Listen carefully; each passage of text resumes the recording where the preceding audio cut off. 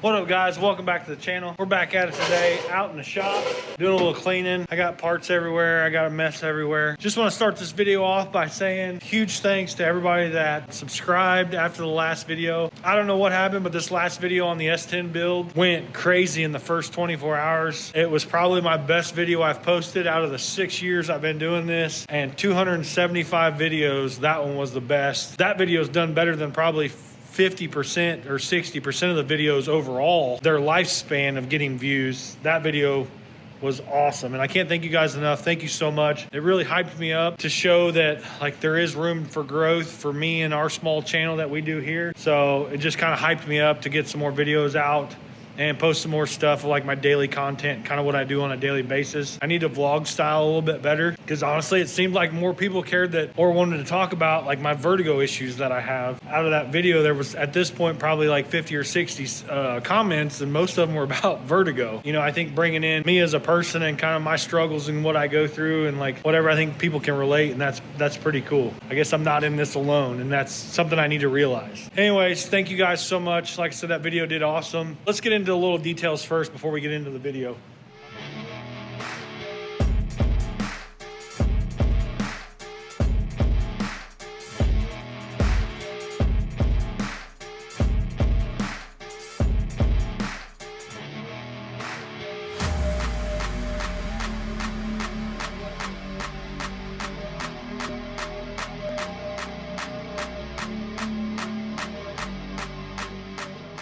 A couple years ago, we bought a 99 Dodge Durango, and I bought it from a buddy of mine. It was sitting out in the field, and I mainly bought it for an engine for the green 3/4 ton pickup truck that I use kind of as a winter truck, whatever. And I've been looking for a Magnum engine to replace the one that's in it that's high mileage. We ended up going to look at it, and we picked up this Dodge Durango. I'll drop in a couple pictures pretty much of the status the Durango was in when we went to go pick it up. There is some videos of this, so I don't know if I've got it in a playlist. I'll try and put them in a playlist, and I'll put a little link up here for the playlist. You can go back and watch. If you don't want to watch them all, I get it. I understand.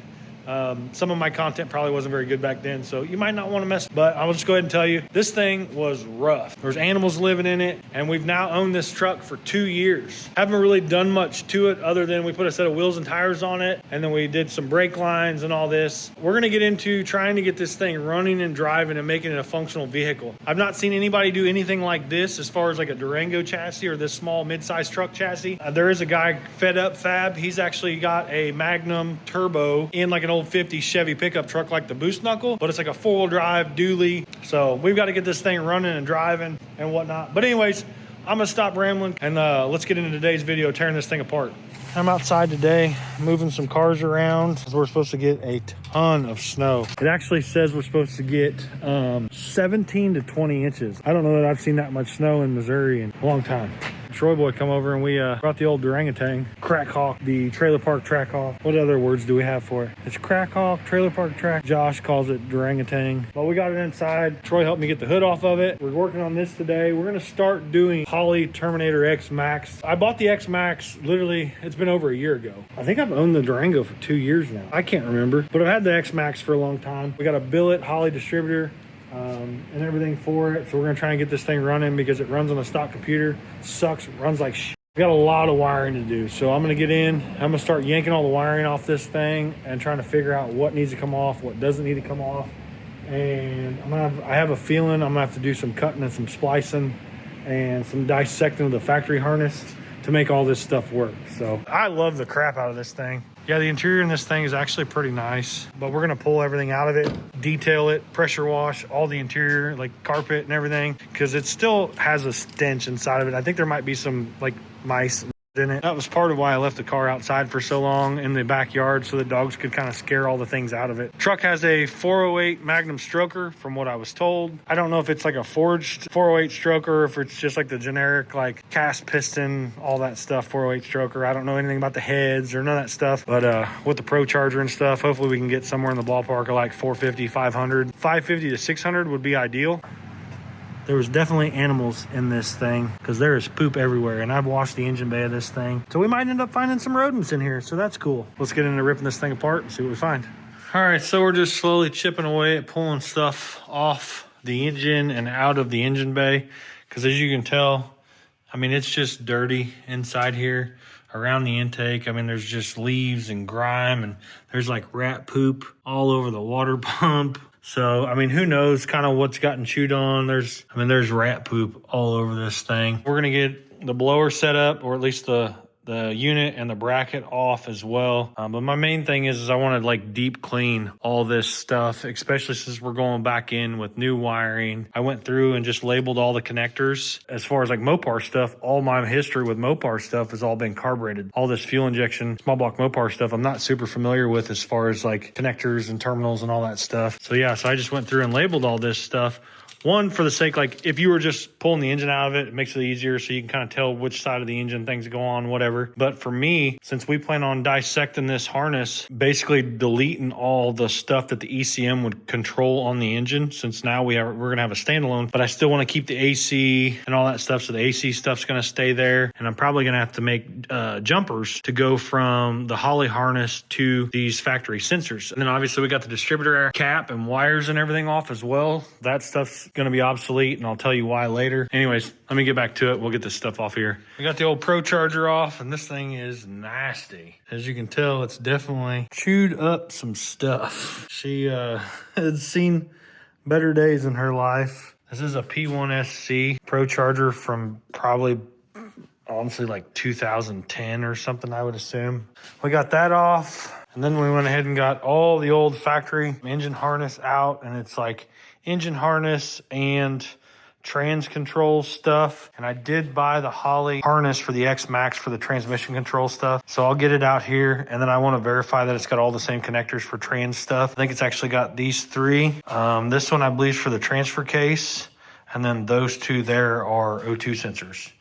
So we'll have to get the harness out here, check it out, make sure the connectors and stuff are there that we need. And then once we figure that out, then we'll go through and try and cut this apart and see if we can pull out all the stuff that we do need for the AC and all that. And now we're in a position to where I can pull, you know, like some of these evap lines and stuff out of here. And this truck actually had some old school scavenge system on it where it like pulls vacuum through the exhaust. Well, that's fine and dandy for some old carbureted Mopar, but that's not good for something that's pulling a bunch of vacuum and oil residue out of the valve covers and then spitting it onto O2 sensors. So we're gonna have to change that up. We'll probably end up putting bungs, welding bungs on it, and then just doing like a normal, you know, couple -10 lines over to a catch can. Now we just gotta do some cleaning. All right, so we got the intake and everything off, just kind of dissecting it, getting it ready to disassemble it and clean it up. I don't think it'll fit in my ultrasonic, so I may take it down to my buddy's house and put it in his ultrasonic cleaner. And in the process, we're going to change the injectors on this thing. I'm not going to spend a whole lot of time on this intake because I don't plan on it staying on the truck, but I do want to clean it up, paint it, make it look nice, and then we're going to swap out injectors. Since this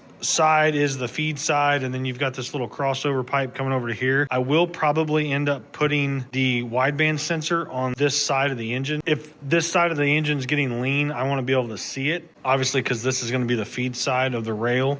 So these injectors are going to have plenty of fuel coming into them, but I don't know about this crossover, like if this is going to have enough volume to feed the injectors that we want and the power that we want. Ideally, you'd want it a wideband on both sides. We're not going to be able to do that with the Holley Terminator, so we'll run the wideband on that bank of the engine because that appears to be probably where a bottleneck will be with the fuel rails. But we're going to get this dissected, and we're going to test fit our 1000cc South Bay injectors in this, make sure our heights are right, and then see if we're gonna have to modify it or get any spacers or anything. So I'm gonna go grab those, and we'll test fit those on this intake.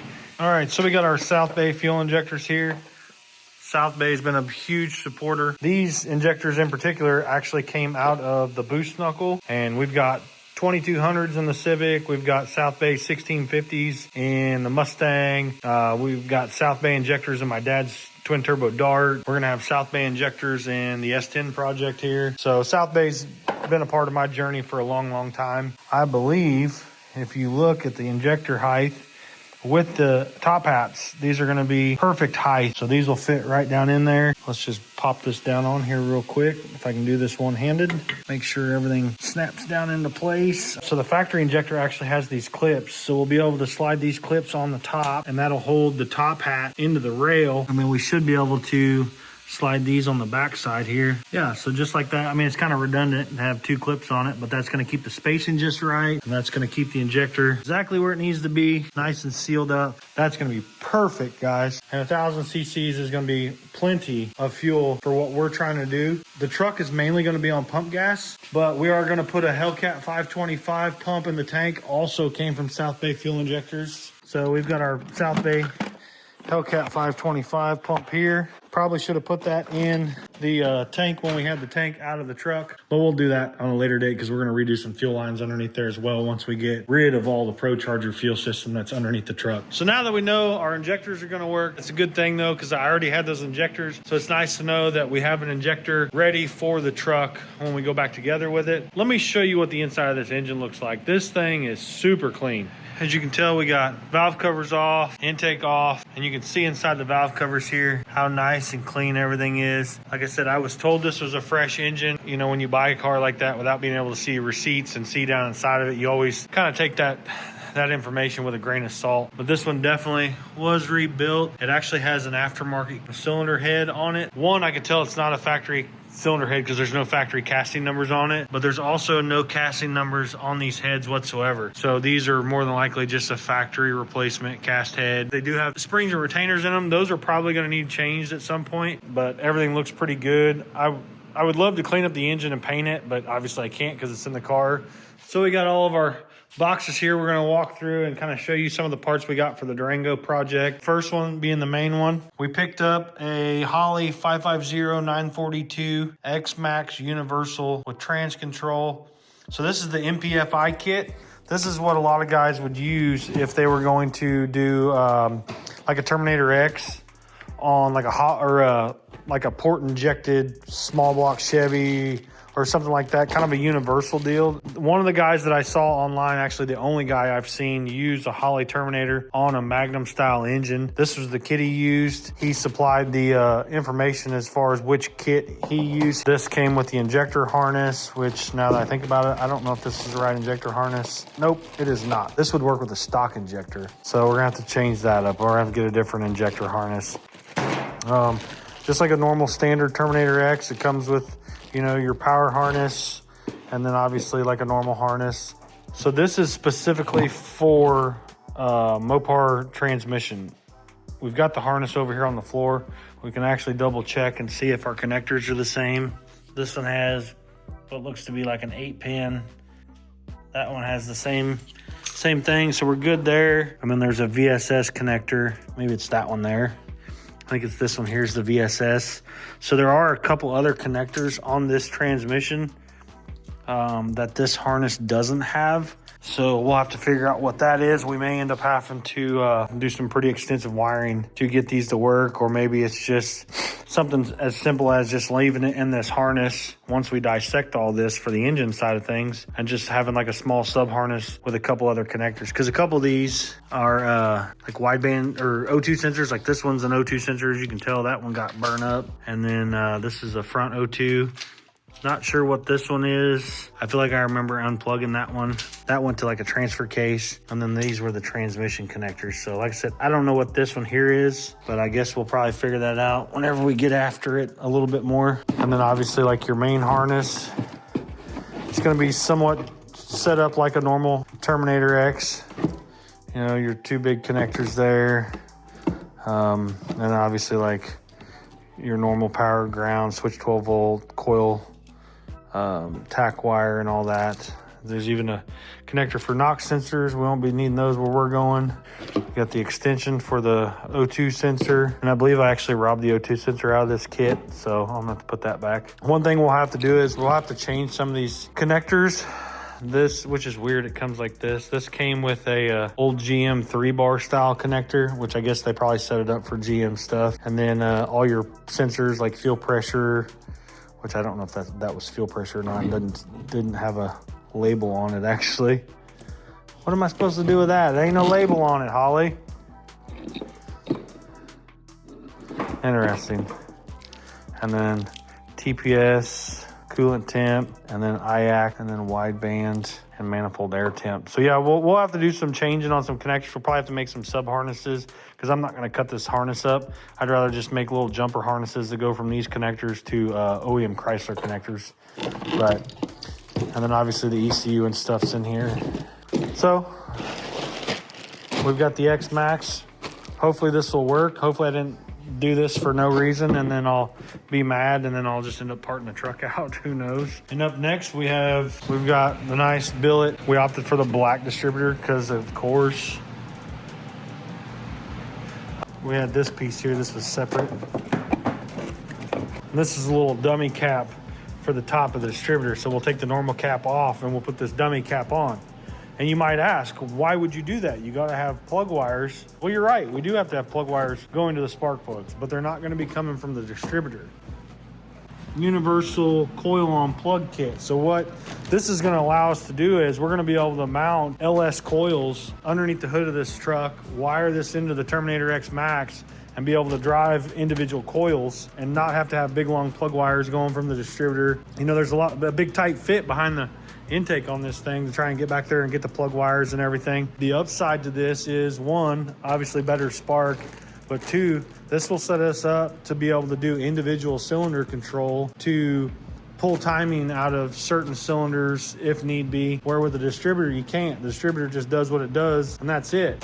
That's going to make things real nice. I think it'll be pretty neat to have a late model coil pack on this. And also if we're out driving it and something breaks down, you're going to have a way better chance of finding LS coil at a parts store or LS plug wire at a parts store than trying to find a Dodge distributor cap, you know, for a small block Mopar or small block Mopar plug wires and this, that, and the other. So it's just going to be way nicer to have this set up on this truck anyways. So that kind of breaks down all the parts we've got for the Durango project. We've got the intake and everything off, ready to get cleaned. The valve covers got painted. I got those bolted back on. We'll drop our billet distributor in, make sure everything's good there. And then we'll go through, we'll get the intake put back on, and then we'll start laying out some wiring. We may not be able to sort out the wiring for the AC and all that stuff just yet, but I'd like to be able to get most of this stuff on and wired and get it fired up and running with the LS coils and everything pretty quickly. So this is gonna be such a cool project. I'm super excited for this. Hopefully I'm smart enough to figure this out. Knowing Holley and how well their stuff works, I think it'll be pretty neat, and maybe this will set the bar. You know, use the Magnum platform in a different configuration than what everybody else does, where they pull the EFI on, put a carburetor on it, and then go about their way. I'm gonna try and get away from that. Hopefully tunability will be good, and we'll figure all that out later. But like I said, that's good for today's video, guys. Thanks for watching. Keep following along. Comment, like, subscribe. We'll see you on the next one.